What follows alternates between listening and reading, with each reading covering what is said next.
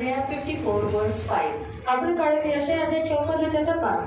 Isaiah 54 यशया अध्याय 54 verse 5. त्याचा 5. मैं आशा रखती होगी स्त्रियों को इन वचनों से पहचान होगी, आणि मी आशा ठेवते की स्त्रियांना या वचनाद्वारे ओळख असेल. जिन्होंने लेडीज मीटिंग में आए हैं वही तो ये वचन को कभी भूल नहीं पाए. आणि ज्या लेडीज मीटिंगला आले ते वचन कधीच विसरणार नाही. Isaiah 54 यशया अध्याय 54 verse 5. त्याचा 5. क्योंकि तेरा कर्ता तेरा पति है, उसका नाम सेनाओं का यहोवा है, और इस्राएल का पवित्र तेरा छुड़ाने वाला है. वो सारी पृथ्वी को भी परमेश्वर, पृथ्वी का भी परमेश्वर कहलाएगा. कारण तुझा निर्माण करता तुझा पती होईल, सेनाधीश देव हे त्याचे नाव आहे. तो तुझा उद्धार करता, इस्रायलाचा पवित्र यहोवा व सर्व पृथ्वीचा देव आहे. आओ हम आंखों को बंद करेंगे, हम प्रार्थना करेंगे. या आपण डोळे बंद करू आणि प्रार्थना करू. पवित्र पवित्र करुणा में प्रेमी पिता प्रभु यीशु के नाम से प्रभु मैं आपके सामने आती हूँ. मैं धन्यवाद देती हूँ मेरे राजा, मेरे महान पवित्र पिता, सेनाधीश परमेश्वर, वचन की सेवा को आपके हाथ में देते. आपका वचन क्या ही सुंदर, क्या ही पवित्र, क्या ही शुद्ध है. इसलिए वचन हम ध्यान से सुनने के लिए और जो हम सुनते वही हम पालन करने के लिए मदद करना. वचन की सेवा को आपके हाथ में देते. मेरे राजा, मेरे महान पवित्र पिता, वचन समझने के लिए आप मदद करना. इन सभी को प्रभु आप मदद करना. ये मेरी विनती, मेरी प्रार्थना है. सहायता करना. सब कुछ आपके हाथ में दिए प्रभु यीशु के नाम से. आमीन. Praise the Lord. Praise the Lord. Hallelujah. Hallelujah. प्रियो, यहाँ पर प्रभु का वचन कहता है कि परमेश्वर कहता है कि मैं तेरा पति हूँ. आणि इथे देव आपल्याला म्हणतो की मी तुझा नवरा आहे. परमेश्वर किसका पति है? आणि देव कोणाचा पती आहे? इस्राएल का. इस्रायलाचा. जिस इस्राएल को उसने वहाँ क्या मिस्र देश से बाहर निकाला, आणि ज्या इस्रायला देवाने मिस्र देशातून बाहेर उनका काढला वो पति है कहता है. त्यांचा तो पती आहे असं देव म्हणतो. कोणाचा? सारे राष्ट्रों का नहीं, सर्व राष्ट्रांचा सब नाही. मनुष्यों का नहीं. सर्व मनुष्यांचा नाही. जो मिस्र देश से बाहर आए, जे मिस्र देशातून बाहेर आले और वो कौन से लोग? आणि ते कोणते लोक? जो लोग अंत तक कनान देश में पहुंचे उनका. जे शेवटपर्यंत कनान देशामध्ये पोहोचले त्यांचा. परमेश्वर ने बहुत लोगों को मिस्र देश से बाहर निकाला, आणि देवाने खूप लोकांना मिस्र देशातून बाहेर लेकिन काढले. सभी लोग वहां नहीं पहुंचे. पण सर्व लोक तिथे नाही पोहोचले. क्यों पहुंचे नहीं? का पोहोचले नाही? उनकी मूर्ति पूजा के कारण, त्यांच्या मूर्तीपूजेमुळे, उनके पाप के कारण, त्यांच्या पापामुळे, उनके कुड़कुड़ाने के कारण, त्यांच्या कुरकुर करण्यामुळे, उनके आज्ञा उल्लंघन के कारण त्यांच्या आज्ञा उल्लंघनामुळे वो उस देश में पहुंच नहीं पाए. आणि ती लोक त्या देशामध्ये पोहोचू शकले नाही. और ये हमारे लिए चेतावनी है. आणि हे आपल्यासाठी चेतावणी परमेश्वर आहे. हमें भी चेतावनी देता है इस वचन से. देव आपल्याला सुद्धा चेतावणी देतो या वचनानुसार. बाइबल हमें भी बताता है कि हमें भी परमेश्वर ने मिस्र देश से बाहर निकाला, यानी शैतानी गुलामी से छुड़ाया. आणि बायबल सुद्धा आपल्याला सांगतं की देवाने आपल्याला मिस्र देशातून म्हणजे शैतानी गुलामातून बाहेर हम काढलं. करना क्या है? आणि आपल्याला करायचं काय आहे? उन्होंने इसराइलियों के जैसे नहीं बनना है जिन्होंने परमेश्वर को चीड़ दिलाया, अपना क्रोध उनके ऊपर परमेश्वर ने दिखाया. ऐसा हम नहीं बनना है. आणि आपल्याला त्या इस्रायली लोकांसारखं नाही बनायचे ज्या लोकांनी देवाला चीड दिली आणि देवाचा कोप त्यांच्यावरती हमें पडला. मूर्ति पूजा नहीं करना है, आपल्याला मूर्तीपूजा नाही करायचं, व्यभिचार नहीं करना है, व्यभिचार नाही करायचं, लालच नहीं करना है, लोभ नाही करायचंय. ऐसा कोई काम नहीं करना है जिससे परमेश्वर प्रसन्न नहीं होता. आणि असं कोणतंही काम करायचं नाही ज्याच्याद्वारे देव प्रसन्न होत नाही. परमेश्वर क्रोधित होता है, ऐसा काम हमें नहीं करना है. आणि देव क्रोधित होते असे काम आपल्याला नाही करायचे. परमेश्वर हमें स्पष्ट रीति से बताता है. देव आपल्याला स्पष्ट रीतीने सांगतो. वही रिश्ता यीशु मसीह ने उसकी कलीसिया के साथ भी दिया. आणि तेच नातं येशू ख्रिस्ताने त्याच्या मंडळीसोबत सुद्धा आज केले. यीशु मसीह हमारा दूल्हा है, आज येशू ख्रिस्त हा आपला घर वो आहे, हमारा हस्बैंड है, हमारा पति है, तो आपला पती आहे. और कलीसिया उसकी वधू है, उसकी पत्नी है. आणि मंडळी ही त्याची वधू आहे, त्याची बायको आहे. इसीलिए पति पत्नी को सिखाने के समय पर आणि नवरा बायकोला शिकवता वेळेस पौलुस ने यीशु मसीह और उसकी पत्नी वधू जो कलीसिया का दृष्टांत यानी उनको उदाहरण लेकर कलीसिया मतलब पति पत्नी को सिखाया. आणि पौलाने येशू ख्रिस्त आणि त्याच्या मंडळीचं उदाहरण घेऊन नवरा बायकोला शिकवलंय. इफिसी की पत्री अध्याय 5 उसके 30 वचन में पढ़ सकते हैं. आणि इफिसियन्स पत्र अध्याय त्याचा 5 त्याचा 30 मध्ये तुम्ही वाचू शकता. जहाँ स्पष्ट रीति से बताया गया है. अगर आप निकालने तक मैं आपको बताती हूँ कि पत्नियों को कहा है कि अपने पति के अधीन रहे.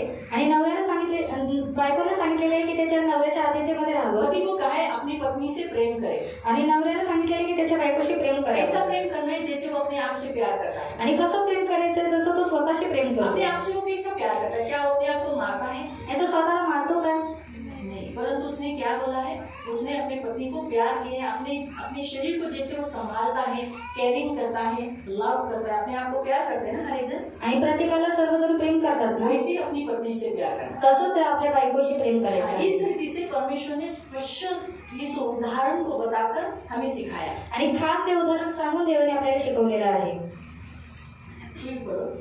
ज्याप्रमाणे हाँ ख्रिस्त आपले शरीर म्हणजे मंडळी हाँ परमेश्वर यीशु मसीह अपने शरीर यानी कलीसिया, अपना शरीर कौन है वो बता रहा है वहाँ पर, उसकी कलीसिया, उसका चर्च, हाँ, जिचे आपण अवयव आहोत, उसके हम अवयव है, यानी हम उसके एक जैसे ये शरीर है, इस शरीर को अवयव है, उंगलियां, नाखून, फिर दांत, जबान, आँख, कान, ये अवयव कहा जाता है। तो वैसे ही हम भी चर्च में अलग अलग एक पार्ट है, तब जाकर हम प्रभु का बॉडी बने हैं, उसकी वधू बने हैं। आणि चर्चमध्ये आपण सर्वजण एक वेगवेगळे अवयव आहोत, तेव्हा जाऊन ख्रिस्ताचा देह बनलेला आहे, तिची काळजी घेतो, हाँ, उसका ख्याल करता है। यीशु मसीह क्या करता है, अपने शरीर यानी अपनी पत्नी, अपनी कलीसिया का क्या करता है, ख्याल करता है, उसकी काळजी करतो यानी ख्याल करता है।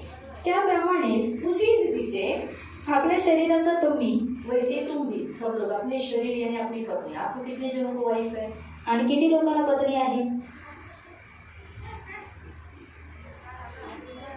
वैसे ही आप भी अपने शरीर का यानी अपनी पत्नी का तुम्ही द्वेष न करता आप उसको द्वेष नहीं करना, उसका हार्डजेट नहीं करना, उसको एकदम इंसल्ट नहीं करना, उसे नीचे नहीं गिराना, उसको अपमानजनक शब्द नहीं बोलना, एकदम द्वेष बोलते ना उसे बैर नहीं करना, उससे दुश्मनी नहीं करना, उसका इंसल्ट नहीं करना। परमेश्वर बिल्कुल नहीं चाहता कि आप अपनी पत्नी से एकदम गलत रीति से व्यवहार करें, उसका अपमानजनक चार आदमी के सामने अपमानजनक शब्द बोले, ऐसा प्रभु कभी नहीं चाहता। आणि देवाची बिलकुल यीशु मसीह भी अपनी कलीसिया को सारे जगत में रिस्पेक्ट देता है। आणि देवाची बिलकुल इच्छा नाही की तुम्ही तुमच्या पत्नीचा अनादर करावा, की त्याला अपमान करावा, कारण येशू ख्रिस्त सुद्धा काय करतो, सर्व जगामध्ये त्याच्या पत्नीला काय करतो, आदर सारे देतो, जगत में उसकी कलीसिया का नाम ऊंचा है, आणि या सर्व जगामध्ये त्याच्या मंडळीचं नाव उंच आहे, उसकी कलीसिया के द्वारा आज यीशु को पहचाना जाता है। आणि त्याच्या मंडळीद्वारे आज येशूची ओळख करण्यात येते, सच है, जबकि उसकी कलीसिया यीशु के कारण है, आणि त्याची कलीसिया येशूद्वारे आहे, यीशु है इसलिए कलीसिया है, आणि येशू आहे म्हणून मंडळी यीशु के आहे, नाम के कारण कलीसिया बनी। आणि येशूच्या नावामुळे मंडळी बनली। लेकिन परमेश्वर का वचन कहता है आज सारे संसार में कलीसिया के कारण आज यीशु की पहचान होती है। पण आज देवाचं वचन म्हणतं की आज सर्व जगामध्ये मंडळीमुळे देवाची नावाची ओळख होते। तो वैसे आप भी अपनी पत्नी के द्वारा सारे संसार में पहचाने जाते हैं, ये इसका पत्नी है, इसकी पत्नी है, इसका पति ये है, इस रीति से पहचाना जाता है। आणि ते तसंच तुम्ही सर्वजण तुमच्या बायकांद्वारे ओळखण्यात येतात की हा हिचा नवरा तो आहे। इसमें कम बात नहीं है, नीचे की बात नहीं। अरे बाबा मेरी पत्नी के कारण मेरी आज पहचान हो रही है, लोग मुझे मेरी पत्नी के कारण पहचान रहे हैं, नहीं, यीशु मसीह को कुछ कमी लगा क्या कि अरे मेरे पत्नी के कारण आज इस चर्च के कारण लोग मुझे पहचान रहे, अरे जाने दो, इस कलीसिया मेरी बीवी को जरा नीचे बिठाता हूँ, उसको डाउन करता हूँ, ऐसे कभी किया है क्या?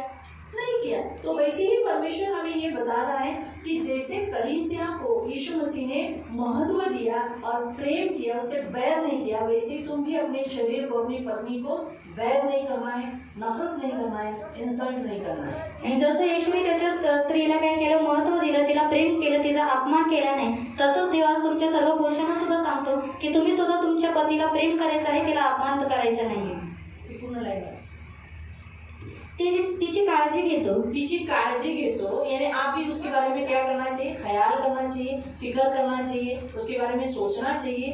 त्याप्रमाणेच आपल्या शरीराचा द्वेष तुम्ही द्वेष न करता त्याची प्रेमानेच काळजी घेतली पाहिजे। वैसे आप अपने शरीर को द्वेष न करते हुए प्रेम से ख्याल करते हो, तो आप अपनी पत्नी को भी प्रेम से ही व्यवहार करो। आज परमेश्वर हमें यही कहता है कि देखो, जो हमने आइज़ाया 54:5 में पढ़ा, तो वहाँ लिखा है कि मैं तेरा पति हूँ, लेकिन पति कैसा पति हूँ, क्रिएटर, यानी मैं तेरा करता हूँ, यानी वो पत्नी को बनाता है। आणि देव सांगतो की मी तुझा पती आहे, पण तो कसा पती आहे जो त्याच्या पत्नीला बनवतो। इस्राएल कैसी थी, आणि इस्रायल कसा होता, बिगड़ी हुई थी, आणि बिघडलेलं होतं, उसको स्वरूप नहीं था, तिला स्वरूप नव्हतं, कोई तुच्छ, एकदम पूरे नीचे थी, आणि एकदम खाली होती। परमेश्वर ने अपना नाम उसको देकर उसे ऊंचा किया, सारे जगत में फैला दिया। आणि देवाने स्वतःचं नाव तिला देऊन काय केलं, तिला सर्व जगामध्ये पसरवलं। वैसे ही परमेश्वर आपको भी यही चाहता है कि आप अपनी पत्नी के क्रिएटर बने, आप उसको बनाने वाले बने, ऐसा आप उसको बनाए कि ऊंचे स्थान पर रखकर आपकी महिमा हो। आणि तसंच देवाची सुद्धा इच्छा आहे की तुम्ही असा पती बनावा की तुम्ही तुमच्या बायकांना बनवलं पाहिजे, आणि असं बनवलं पाहिजे की त्याला तुम्ही उंच स्थानावरती ठेवलं पाहिजे। जो अनमॅरिड वो सोचेंगे अरे आज आम्हाला वचन नाही, काय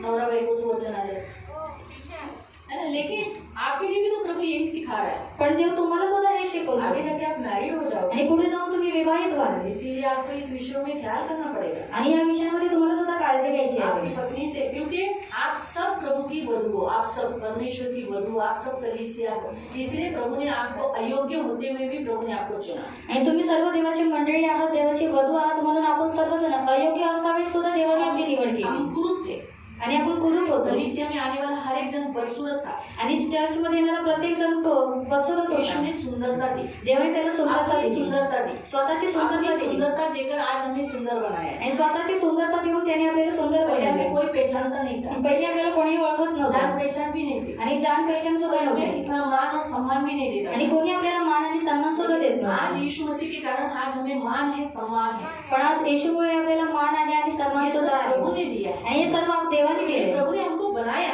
कारण देवाने आपल्याला आज बनवलं हमारे अंदर से कितनी सारी बुराई बातें उसने निकाली, आणि आज आपल्यातून त्यांनी किती साऱ्या वाईट गोष्टी काढल्या कितने साल से वो हमको सह रहा है, आणि किती वर्षापासून तो आपल्याला सहन कितने करतो साल से वो हमें सह रहा है, जबकि हमें वचन मालूम है, फिर भी हम उसे दुखा रहे, हम उसे तकलीफ दे रहे, उसे हर्ट कर रहे, लेकिन वो हमें छोड़ता नहीं, हमें छोड़कर जाता नहीं। आणि आपल्याला वचन माहीत असतावेळी सुद्धा आपण त्याला दुखवते, त्याला त्रास देतोय, पण तरी सुद्धा तो आपल्याला सोडून जात नाही। 54 के वचन में अध्याय में 5 के आगे आप पढ़ोगे तो वो भी वो कहता है, इस्राएल कहता है, परमेश्वर कहता है इस्राएल से, मैंने तुझे थोड़े समय के लिए छोड़ दिया था, लेकिन अब मैं तुझे कभी छोड़ के नहीं जाऊंगा। आणि देव इस्रायलला म्हणतो मी तुला थोड्या क्षणासाठी तुला त्यागलेलं होतं, पण परंतु आता मी तुला कधीच सोडून जाणार आपको नाही। समझा प्रियो, परमेश्वर आज हमें ऐसा ही चाहता है कि हमारा परमेश्वर एक अच्छा पति है, तो वो अच्छा पति है, हम सब उसकी वधू है, तो हमें जैसा आज परमेश्वर ने बनाया, आणि देव आपला पती आहे आणि आज आपण सर्वजण त्याचे वधू आहोत, जसं देवाने आपल्याला आज बनवलंय वैसे आपको भी आपकी पत्नी को बनाना है, उसे तैयार करना है, उसे परमेश्वर के सामने खड़ा करना है। आणि तसं तुम्हाला सुद्धा तुमच्या पत्नीला बनवायचं आहे, तिला देवासमोर उभं करायचं आपको आहे। मालूम है उसने कलीसिया को कैसे बनाया? आणि तुम्हाला माहिती त्याने मंडळीला कसं तयार केलं? उसी अध्याय में 5 अध्याय में ही इफ्सियों के 5 अध्याय, एफेसीकरास अध्याय 5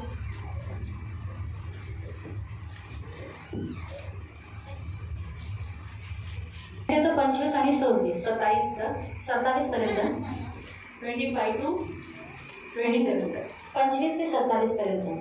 आणि तुम्ही पतींनो अब पतिनो, ज्याप्रमाणे ख्रिस्ताने आपला प्राण देऊन आपल्या यीशु मसीह ने जैसे अपने प्राण को देकर आपल्या मंडळीवरील प्रीती व्यक्त अपना केली, प्यार प्रकट किया, वो अपनी वधू से, अपनी कलीसिया से, यानी आप सबसे कितना प्यार करता है, वैसे क्या किया, अपना प्रेम प्रकट किया, अपने आप को दे दिया।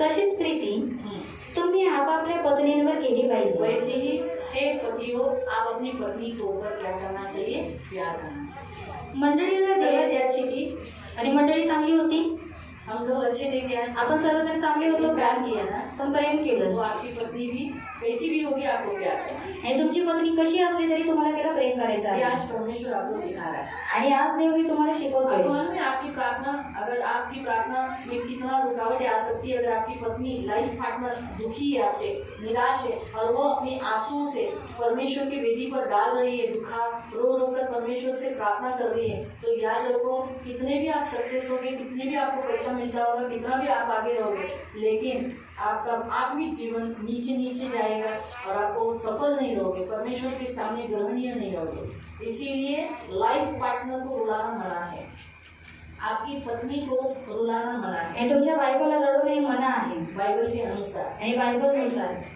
क्या हमारा प्रभु यीशु हमें रुलाता है? आणि आपला देव आपल्याला रडवतो का? हमारे आंसू, आणि आपको आपल्या भी वही करना है, आपकी पत्नी के आंसू को पोंछना है। आणि तुम्हाला सुद्धा तेच करायचंय, तुमच्या बायकोचे अश्रू तुम्हाला आप पोसायचं लोग आहे। अरे क्या दीदी ने आज ऐसा वचन क्यों लिया है, मैं कुछ नहीं कर सकती, प्रभु ने मुझे दिया, मैं कुछ नहीं कर सकती। आणि हे वचन शायद आप लोग को इसकी जरूरत है, आणि तुम्हाला याची गरज असावी। शायद आप लोग में से किसी के घरों में कुछ प्रॉब्लम या समस्या होगी, आणि तुमच्या घरामध्ये अशा काहीतरी समस्या असतील म्हणून देवाने दिले। मुझे इनमें से किसी एक ने भी नहीं बोला है। शायद आपके घर में किसी का पति कुछ ऐसा करता होगा जिसके कारण आप अंदर रो रहे हैं, दुखी है, जैसे आपको आपके पति से मान और सम्मान चाहिए, वो नहीं मिलता होगा, इसलिए आज वचन आया। लेकिन देखो, ये ऑलरेडी हमारा लेडीज मीटिंग में एक अलग रीति से वचन हो चुका है, आणि हे वचन आमच्या लेडीज मीटिंग मध्ये वेगळ्या प्रकारे झालेलं और आज आहे अलग रीति से सिखाया है। आणि आज वेगळ्या रीतीने होते। शाम की कलीसिया को भी ऐसा एक बार वचन आया था, ये नहीं आया था, लेकिन दूसरा आया था। आणि संध्याकाळच्या मंडळी सुद्धा असं वचन आलेलं, हे नव्हतं आलं, दुसरं आलेलं। बहुत पुरुष थे, आणि खूप कमी पुरुष होते, लेकिन लगा, पण ते लागलं बराबर टच हुआ, आणि योग्य रीतीने लागलं वो एकदम टच हुआ, आणि पुरुषाने एकदम स्पर्श झाला ग्रहण करने वाला। आणि ग्रहण करा। हाँ, तो परमेश्वर आपसे चाहता है कि आप अपनी पत्नी से प्रेम करें, उसकी देखभाल करें, उसका ख्याल करें, आणि देवाची इच्छा आहे की तुम्ही तुमच्या बायकांना प्रेम करावं, तिचं सांभाळ करावं उसे बनाए आणि तिला बनवावं. आगे. मंडळीला देवाच्या वचनाने आणि बाप्तिस्म्याने पवित्र आणि शुद्ध करावे. कैसा किया उसने इस रीति से पवित्र कर उसको मिलाकर वचन से और बपतिस्मा देकर उसे क्या किया, पवित्र किया. म्हणजे ती एक निर्दोष, वो कैसी बनाया उसको, निर्दोष, कोई दोष नहीं, न सुरकुतलेली, उसको कोई झुर्रिया नहीं, यानी एकदम दुखी और उदास रह रही है, एकदम उसका चेहरा डल हो गया आपका दुख से सहकर, ऐसी हुए, परंतु कोई सुरकुती नहीं, एकदम आनंदित. उसका जितनी स्त्री आनंदित रहती है उसका स्किन उतना फ्रेश रहता है, एकदम ताजा तवाना रहता है आणि पवित्र रहता है. आणि जेवढ्या स्त्रिया आनंदित असतात तेवढं त्यांचं जे हे असतं मुख असतं ते टवटवीत असतं. लेकिन जितनी स्त्रियां दुखी उतनी उनकी उम्र ज्यादा दिखती है. पण जेवढ्या स्त्रिया दुखी असतात त्यांचं वय तेवढं जास्त इसलिए दिसतं. ज्यादा दुखी नहीं रहने का, अपना आयु बूढ़ा पहले नहीं करा लेने का. म्हणून जास्त दुखी राहू नका, स्वतःला जास्त वयस्कर करू नका. हाँ, अच्छा रीतीसे एकदम टवटवीत ठेवा आपल्याला स्वतःला, एकदम ताजेतवानं ठेवतो की कोणी बोलणार नाही, अरे 4 बच्चे माय रखती नहीं.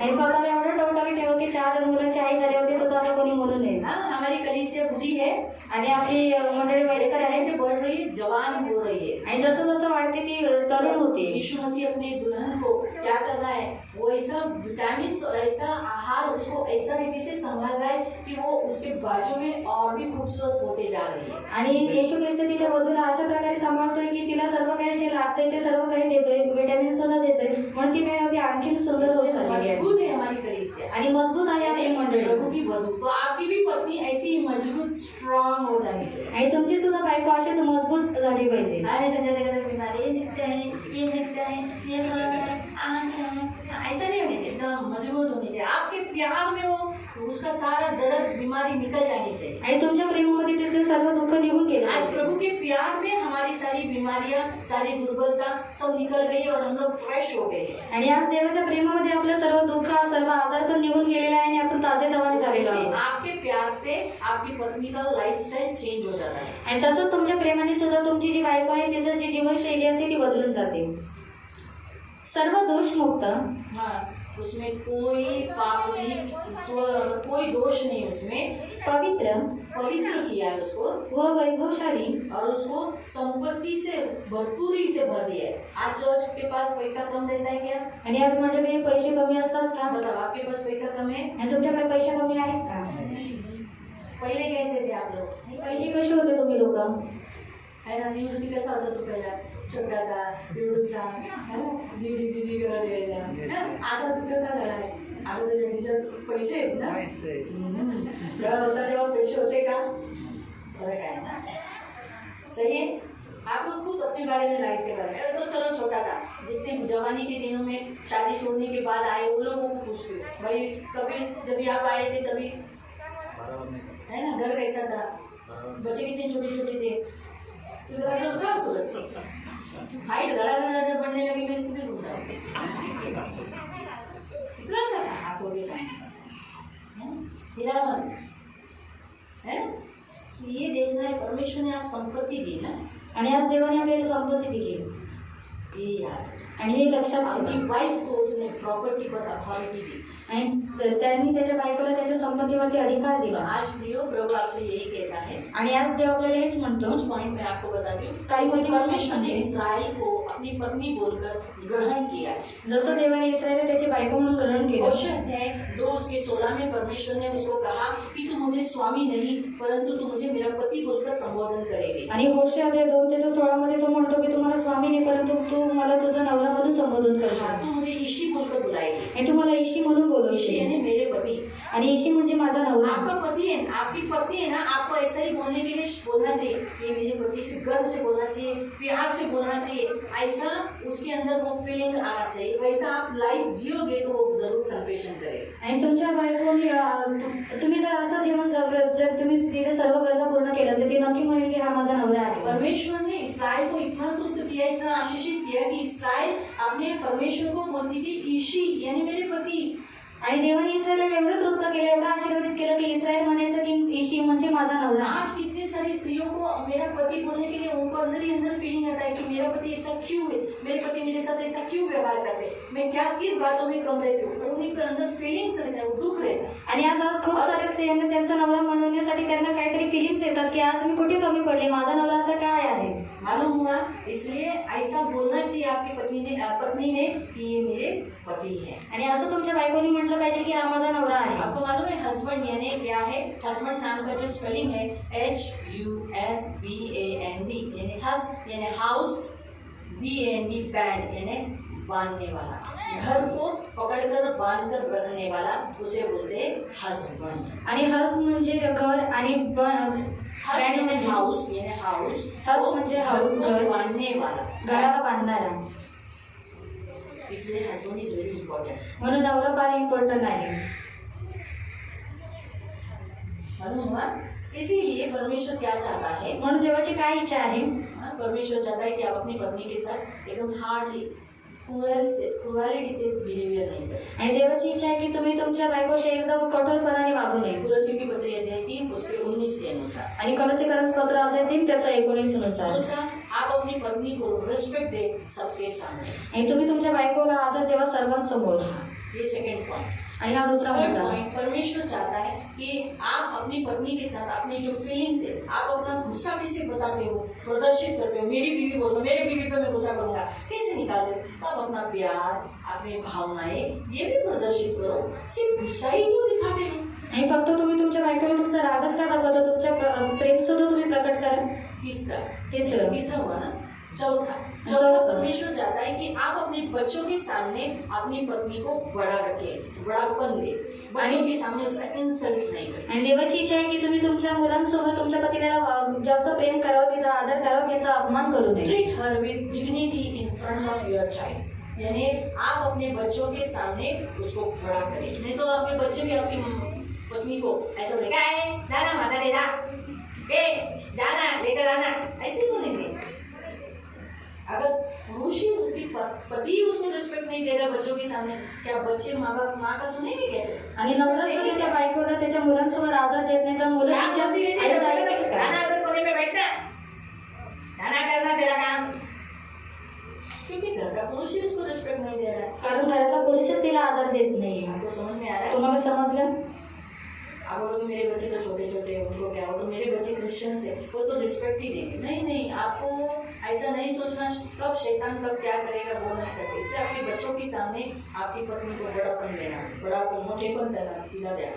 क्यों? क्योंकि बच्चे भी फिर अपनी माँ को रिस्पेक्ट देंगे. आणि तुम्ही तुमच्या मुलांसोबत तुमच्या बायकोला आदर द्या, कारण तुमच्या मुलांनी सुद्धा तुमच्या पत्नीला आदर अपनी द्यावा. फाइनेंशियली जो कुछ फॉर्मूला है, जो कुछ बातें हैं, अपनी पत्नी से छुपाए नहीं. आणि आर्थिक ज्या गोष्टी आहेत तुम्ही तुमच्या बायकोपासून लपवू नये.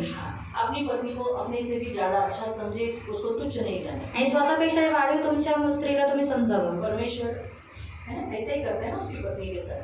आणि देव असंच करतो तिच्या अपनी बायकोसोबत. पत्नी को सुने.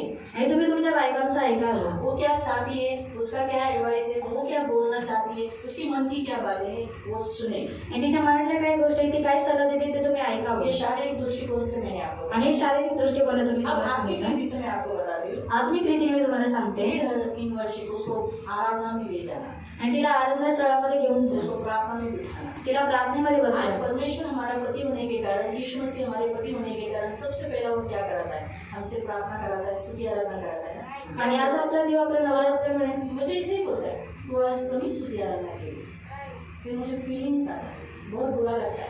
जब मेरा रात को आत्मा गाने लगता है तो मुझे रोने आता है कि मैंने आज दिन भर में स्तुति आराधना कम की, इसलिए आज रात को मेरा आत्मा गाना गा रहा है. अरे प्रभु मुझे माफ कर. हमें फीलिंग्स आना चाहिए. आणि आपल्याला भावना आल्या पाहिजेत.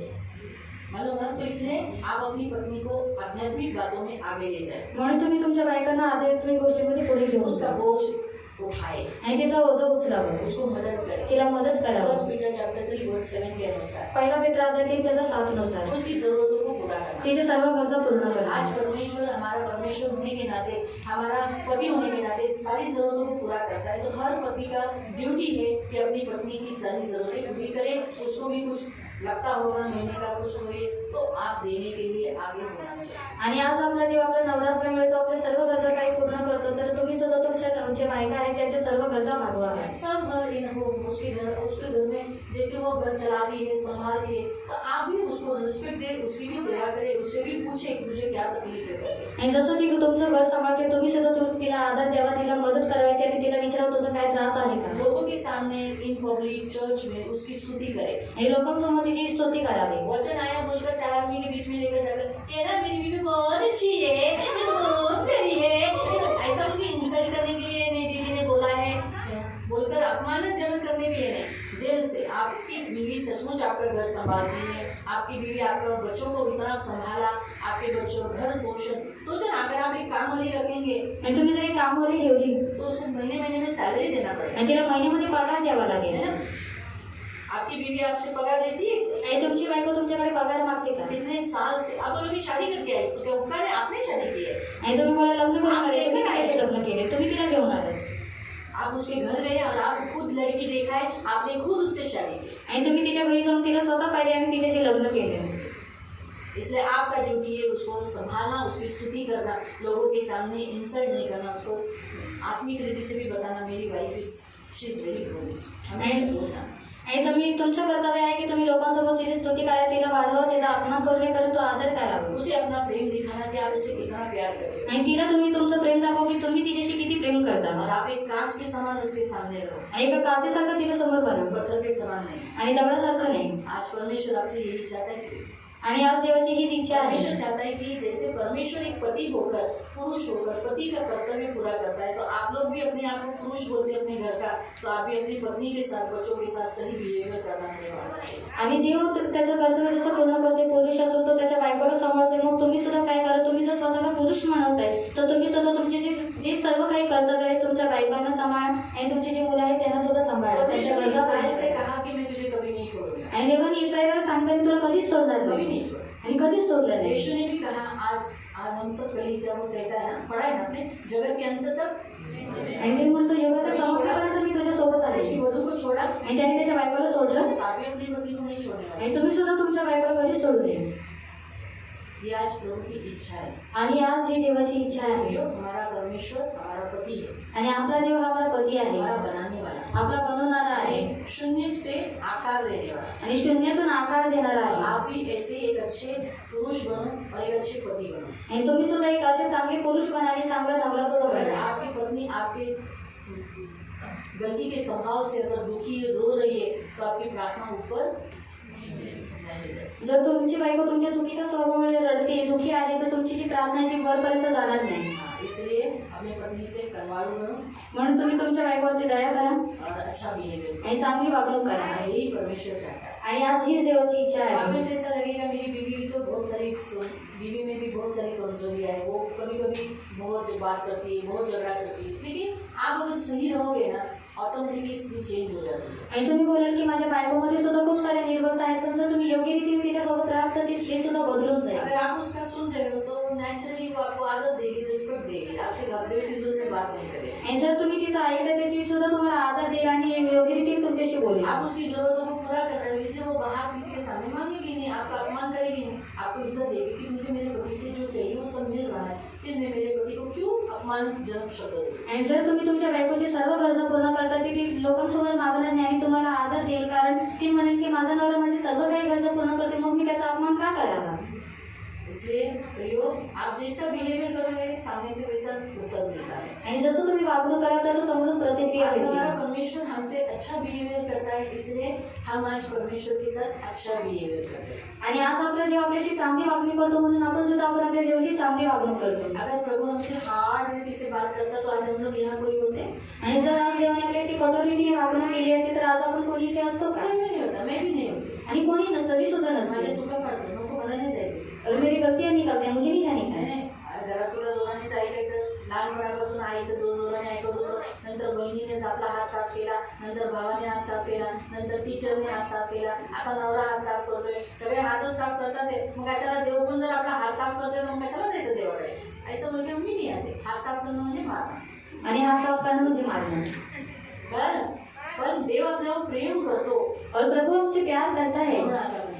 इसलिए अब हम लोग आज इधर हैं. मला कळालं आता. आपका समझ में आया. मुलांनो, चांगले पती व्हा. इसलिए अच्छे पति बनो. ही देवाची आज इच्छा आहे. और ये प्रभु की आज इच्छा देवाला है. म्हणा, प्रभू मला एक चांगला पुरुष कर. और प्रभु को बोलो कि प्रभु मुझे एक अच्छा पुरुष बना. तुझ्याबरोबर तू विश्वसनीय राहिला तुझ्या मंडळीबरोबर, मग मी पण माझ्या पत्नीबरोबर, माझ्या कुटुंबाबरोबर फेथफुल राहा.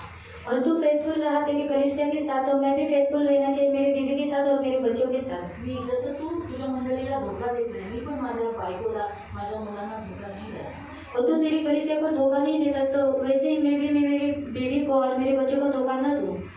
मला तू तसं बना, और मुझे तो ऐसा बना. ऐसा आपको आज प्रेयर करना है. आणि असे तुम्हाला आज प्रार्थना करायची आहे. बंद करेंगे डोळे बंद करू और प्रार्थना करेंगे. आणि प्रार्थना करू. आप सब मिलकर इसी रीति से प्रभु से कहो कि प्रभु मुझे एक अच्छा पति बनाओ. अगर आप पति बनकर अच्छा कर्तव्य पार कर सकते तो मैं क्यों नहीं. आणि जर तुम्ही मला सुद्धा तुम्ही एक चांगला नवरा बनवा, जर तुम्ही चांगला पती बनवून तुमचे सर्व कर्तव्य पार करू शकता, तर मग मी का नाही. तुम वैसी स्त्रियों को भी परमेश्वर आज यही कहता है, जब परमेश्वर एक अच्छा पति बनता है तो आपका पति भी क्यों नहीं बन सकता. आप अपने पति के लिए एक अच्छा प्रभु के जैसा अच्छा पति बने करके ऐसा प्रार्थना करें. तसंच स्त्रियांसाठी सुद्धा जर देव आपला चांगला नवरा बनवू शकता, तर तुम्ही सुद्धा तुमच्या पुरुषांसाठी प्रार्थना करा की देवा तू माझ्या नवऱ्याला सुद्धा चांगला पती बनव, अच्छा पति बनाए आणि चांगला पती आपके बनव जैसा, तुमच्यासारखं. ताकि फिर मैं भी जैसे आपको ईशी कहती हूँ वैसे मेरे पति को भी मैं वैसे कर सकूँ. जसं मी तुम्हाला येशी म्हणते म्हणजे माझा नवरा म्हणते, तसं मी माझ्या नवऱ्याला सुद्धा म्हणावं. हाँ प्रभु वैसे मेरे पति को बताओ. आणि तसं माझ्या मैं नवऱ्याला आज बनवा. मेरे पति को आपके हाथ में दे देती हूँ. आणि आज मी माझ्या नवऱ्याला तुमच्या हातामध्ये आप देते. करता हो ना, कारण तुम्ही करता आहात, क्रिएटर हो, आप बनाने वाले हो. आणि तुम्ही निर्माण करता आहात. मेरे पति को बनाओ माझ्या नवऱ्याला बनवा आपके जैसा, तुमच्यासारखं, आपके जैसा. तुमच्यासारखं. वैसे भाई लोग भी कहे कि प्रभु मुझे भी आपके जैसा ही बनना है. तसंच भावाने सुद्धा म्हणावं की देवा मला तुमच्यासारखं बनव. प्रार्थना करें. पवित्र पवित्र करुणा में प्रेमी पिता प्रभु यीशु के नाम से प्रभु मैं आपके सामने आती हूँ. पवित्र पिता, महान पवित्र सेनाधीश पिता प्रभु, अब्बा जैसे आपने कहा कि मैं तेरा पति हूँ और मैं तेरा करता हूँ, तो मेरे जीवन देने वाले पवित्र पिता आज इन सारे भाइयों को भी एक अच्छा पति बनने के लिए मदद करना. अपनी पत्नी से अपने देह को जैसा संभालता है, प्यार करता है, वैसे ही अपनी पत्नी और अपने बच्चों से प्रेम करने के लिए मदद करना. इन सबकी सुधि लेना, आपके जैसा एक अच्छा पति बनने के लिए इन सबको कृपा प्रदान करना, ताकि इनकी पत्नी प्रभु पवित्र पिता सभी लोगों के सामने कहे कि ये मेरे पति है. गर्व से कहे, अच्छी रीति से कहे, जैसे आज हम हमारे प्रभु यीशु आपको कहते हैं कि तू मेरा पति है, तू मेरा सब कुछ है, वैसे ही स्त्री सभी सभा में सभी लोगों के सामने कहे कि प्रभु मैं धन्यवाद देती हूँ, आपने मुझे इतना अच्छा पति दिया. इस रीति से वो कह नहीं पाए. ये हमारी प्रार्थना है. उसी रीति से इन सारी बहनों के जो जो पति है प्रभु, उनके पति को भी परिवर्तन कर एक आपके जैसा अच्छा पति बनने के लिए आप सहायता करना. आप करता हो ना, आप भी बना सकते हो. इसलिए आज इन सबके बहनों के पति को आपके हाथ में दे दें. इन्हें सुंदर सार्थक आपका सा रूप उनके अंदर आने के लिए, स्वभाव आने के लिए सहायता करें. धन्यवाद देते हैं. इन सभी को यीशु के लहू से कवर करते, करुणा दया मांगते, वापस शेरा हुआ हाथ मांगते, धन मान सम्मान से दीर्घायु से तृप्त रहने के लिए प्रार्थना करते. हमेशा इनकी सुधि लेना, इनके घर में सदा शांति रखना, इनके मनोरथों को पूरा करना. खास करके हम प्रभु आतिश भाई के लिए प्रार्थना, आतिश भाई की फैमिली के लिए प्रार्थना करते, उनके मन में शांति देना प्रभु, उनके मनोरथों को पूरा करना प्रभु. अब ज़्यादा ध्यान आपकी ओर लगाए रहने के लिए सहायता करना. यहाँ पर जितने दुखी और कष्टी है उनको शांति देना, सांत्वना देना. पवित्र पिता स्तुति आराधना में तूने बहुतायत लोगों को चंगाई दी है, इसलिए धन्यवाद देते प्रभु. इन सभी को यीशु के लहू से कवर करना. धन्यवाद देते. सारा आदर, सारी महिमा, सारी प्रशंसा, सारा गौरव मैं आपको दे दूँ. इन सबको प्रभु यीशु के लहू से कवर कर दूँ. प्रभु यीशु के नाम से प्रार्थना करता हूँ. आमीन.